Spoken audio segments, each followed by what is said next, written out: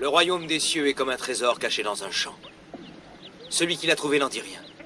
Et dans sa joie, il vend sans réfléchir tout ce qu'il a pour acheter ce champ. C'est comme un marchand qui cherche de belles perles. Il trouve un jour une perle de grande valeur et il vend tout ce qu'il a pour avoir cette perle. Vous êtes tous des pêcheurs. Eh bien, le royaume des cieux est comme un grand filet jeté dans la mer. Soudain, il est rempli. Il est plein à craquer. Et vous êtes obligés d'appeler à l'aide les autres bateaux. Tous travaillent ensemble, heureux, excités. C'est un temps d'allégresse, où l'on se réjouit sans contrainte de ce que Dieu nous a donné.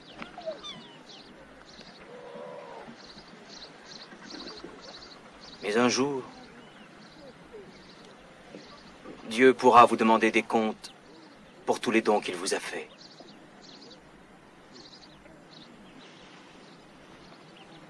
Tenez-vous prêts. Le royaume des cieux arrive. Rabbi, tu dis que le royaume des cieux va arriver. Mais quand exactement va-t-il arriver? Quand tu vois les nuages qui viennent par l'est, tu dis la pluie arrive.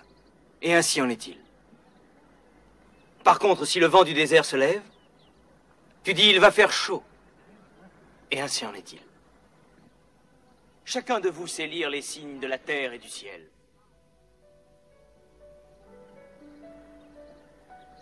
Comment se fait-il que vous ne sachiez pas lire les signes des temps, mes frères? Le royaume des cieux est ici. Maintenant.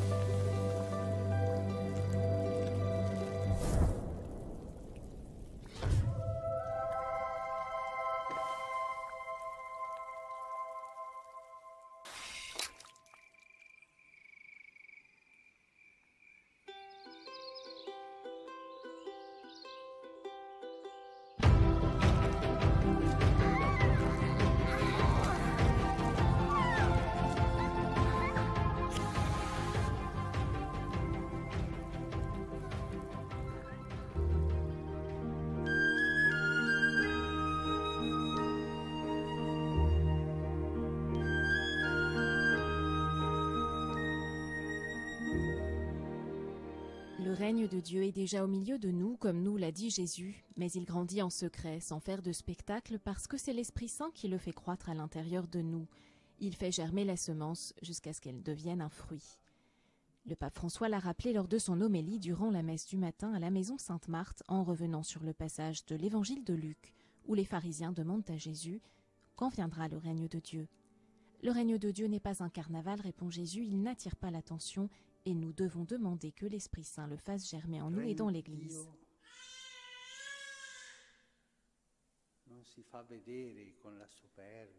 Le règne de Dieu ne se fait pas voir avec superbe, avec orgueil.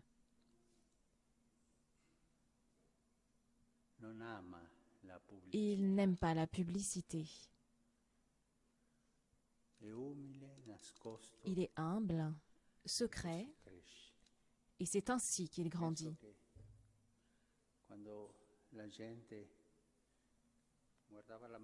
Je pense que quand les gens regardaient la Madone qui suivait Jésus, c'est la Mama. Ah. La femme la plus sainte, mais en secret. Personne ne connaissait le mystère du règne de Dieu, la sainteté du règne de Dieu.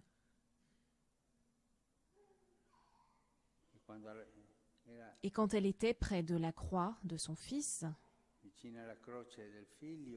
les gens disaient « Pauvre femme avec ce criminel comme fils, pauvre femme ». Rien, personne ne savait.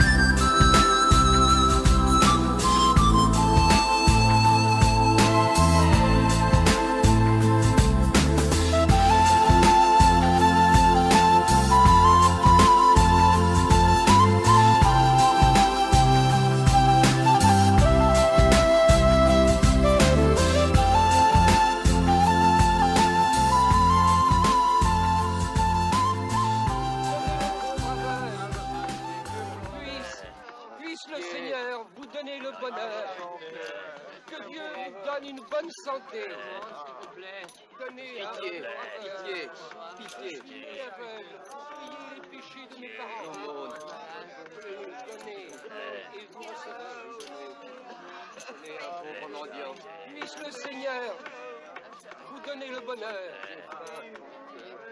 Faites l'aumône. Je suis né aveugle. Pitié. Ayez pitié d'un pauvre aveugle. Pitié. La charité, s'il vous plaît.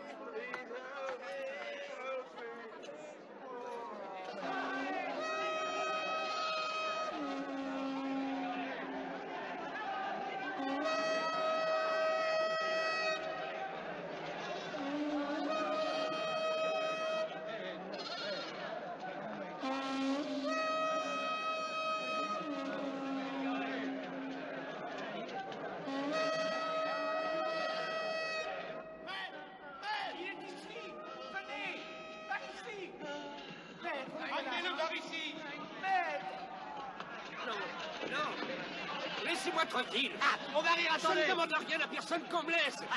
Laissez-moi. Tout le monde donne aux aveugles, bien sûr. Il est clair, il n'aurait pas la moitié de ce qu'il gagne. Laissez-moi donc. Vous me faites mal. Lâchez-moi, je vous dis. Maître, cet homme est venu au monde aveugle. Il a accepté sa vie comme elle est. Pourquoi la changer? Car il vit dans les ténèbres. Et aussi longtemps que je suis en ce monde, je suis la lumière du monde. Non, ne touche pas mes yeux. Je ne veux pas qu'on les touche. Non, je ne veux pas. Non. Non, j'ai mal. Oh, ça me brûle. Qu'est-ce que tu m'as fait? Qu'est-ce que tu as mis sur mes yeux? Oh. Allez au réservoir de Siloé. Oui, portons-le au bassin des infusions. Écartez-vous. Laissez passer. Écartez-vous. Le maître a guéri un aveugle. Quoi? On ne sait pas encore. Donnez-lui un bon bain. Ce sera sûrement la première fois de sa vie. Oui, jetez-le dans le bassin. Il sera propre pour une fois.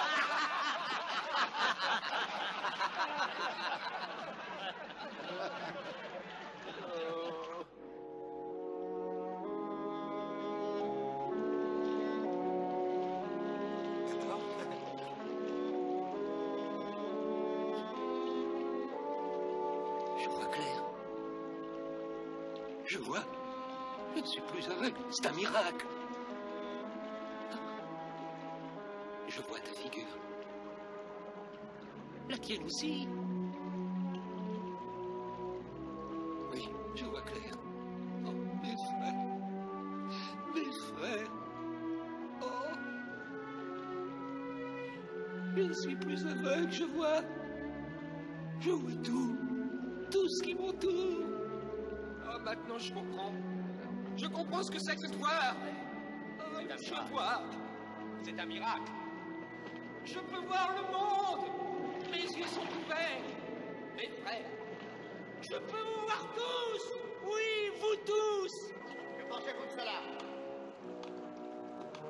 Faites place. Écartez-vous. Voici le grand prêtre. Écartez-vous, allez reculer.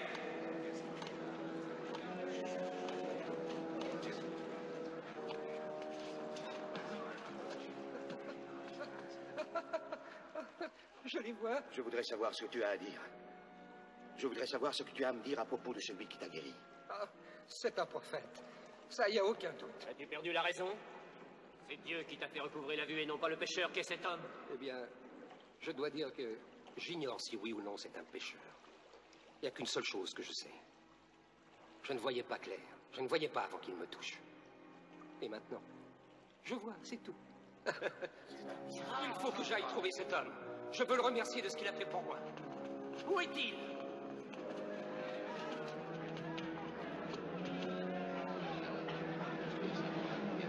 Où est-il? Où est-il?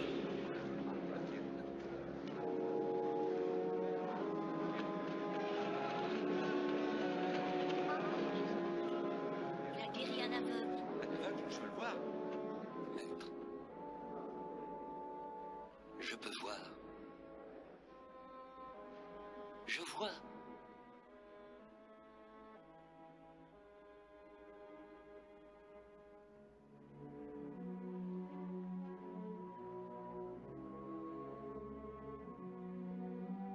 Est-ce que tu crois en le Fils de l'homme maintenant? Où est-il, maître? Que je puisse croire en lui, dis-le-moi. Tu le vois, ne le cherche pas. Car c'est lui qui te parle en cet instant.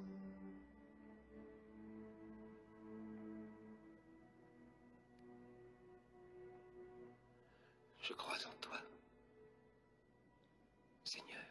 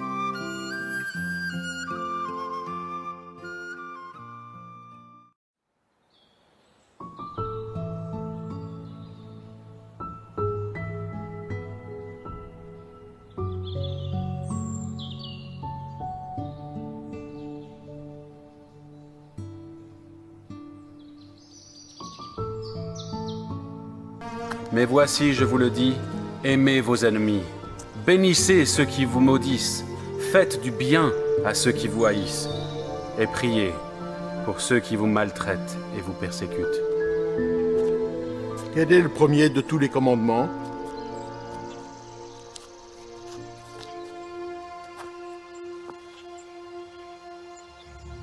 Écoute, Israël, le Seigneur notre Dieu est l'unique Seigneur. Tu aimeras le Seigneur ton Dieu de tout ton cœur, de toute ton âme, de toute ta pensée et de toute ta force. Voici le premier grand commandement et le second qui lui est semblable. Tu aimeras ton prochain comme toi-même. De ces deux commandements dépendent toute la loi et les prophètes. Bien, maître. Tu as dit avec vérité que Dieu est unique et qu'il n'y en a point d'autre que lui, et que l'aimer de tout son cœur, de toute sa pensée, de toute son âme et de toute sa force, et aimer son prochain comme soi-même, c'est plus que tous les holocaustes et tous les sacrifices.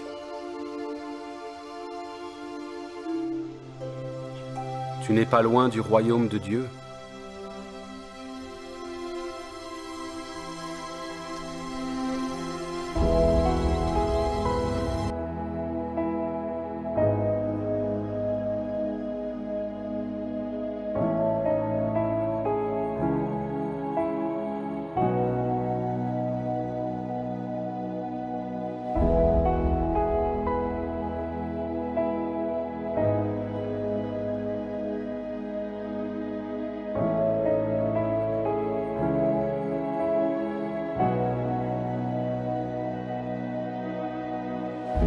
Au-delà des océans, tu es venu me chercher. Au-delà de mes tourments, ton amour a triomphé. Montre-moi la splendeur et la beauté qu'il y a à t'obéir de tout cœur, à se confier à ta voix.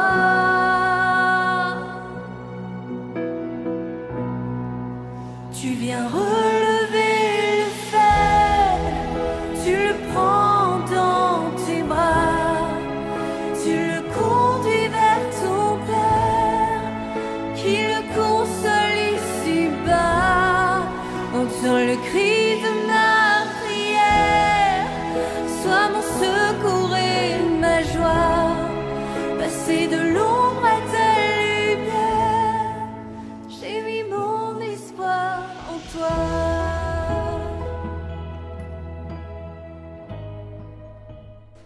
Priez, parlez avec le Seigneur, vivez dans la substance de l'Évangile, car Jésus sent les battements du cœur de chacun de nous.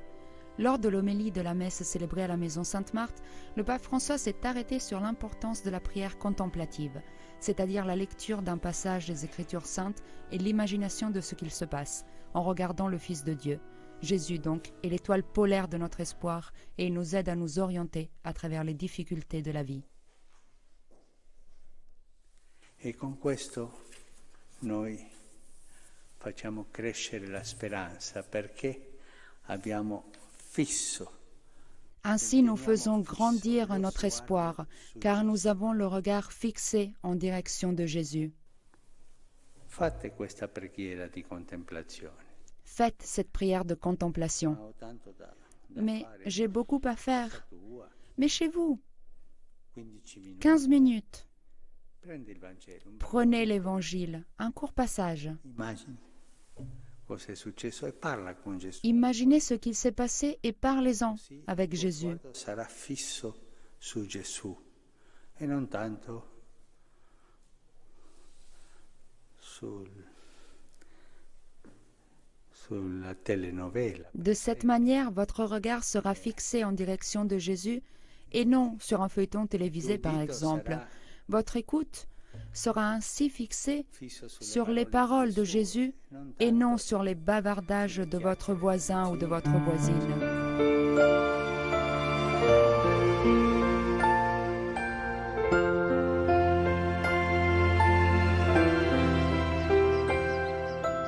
Voici le plus grand amour, c'est de donner sa vie pour tous ceux que l'on aime et ceux que l'on bénit. Nous ne sommes faits que pour aimer. Aimer c'est tout donner, aimer c'est